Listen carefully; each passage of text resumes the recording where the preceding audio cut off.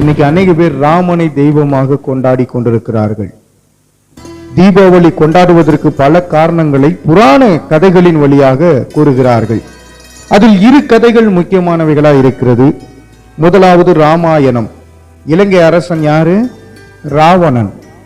அந்த இலங்கை அரசன் ராவணனை இந்த ராமன் அழித்துவிட்டு தனது 14 ஆண்டுகள் வனவாசத்தையும் முடித்துவிட்டு மனைவி சீதையுடன் சகோதரன் லட்சுமணனுடன் அயோத்தி திரும்பிய நாளை அயோத்தி மக்கள் ஊரெங்கும் விளக்கேற்றி கொண்டாடி மகிழ்கிறார்கள் என்றும் பின் இதுதான் தீபாவளியாக கொண்டாடப்படுகிறதாக கூறப்படுகிறது. எனவே மகாவம்சத்திற்கு முன் இலங்கையை ஆண்ட மன்னர்களில் இவன் 4வது ஆகும் என்று சொல்லுகிறார்கள். ராவணனுக்கு முன் இலங்கையை மனுதாரராக பாலி ஆண்டார்கள் என்று சொல்லப்பட்டிருக்கிறது. அப்ப இதுல நீங்கள் பார்க்கும் பொழுது ராவணனை கொண்டுட்டான். இதுக்கு தான் தீபாவளி. ஆனா இது ஜோடிக்கப்பட்ட கதையா இருக்கிறது. 2வது ஒரு கதையும் உண்டு. நரகாசுரன் என்ற அசுரன் கொல்லப்பட்ட நாளாகாம். நரகாசுரன் பூமாதேவியின் பிள்ளை என்று சொல்லப்படுகிறது. காம கொடூர மன்னனாக நரகாசுரன் காணப்பட்டதாக சொல்லப்படுகிறது. இந்த காரியத்தில் நாம் பார்க்கும் பொழுது நரகாசுரன் இறந்ததான் மக்கள் தீபம் ஏற்றி கொண்டாடினார்கள் என்று பின்னாளிலே சொல்லப்படுகிறது. இது ஒரு பெரிய போலி வரலாறு. 2 கதைகள் உண்டு. ராமன் ராவணனை கொன்றதுதான் வடநாட்டிலே தீபாவளியாக கொண்டாடுகிறார்கள். இது தென்னாடு. இது எப்ப இருந்து கொண்டாடப்படுகிறதுன்னு யாருக்குமே தெரியாது, வரலாறே கிடையாது.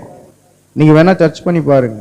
இந்த தீபாவளி எப்போது ஆரம்பிக்கப்பட்டது, எங்கிருந்து ஆரம்பிக்கப்பட்டது என்று யாருக்குமே தெரியாது.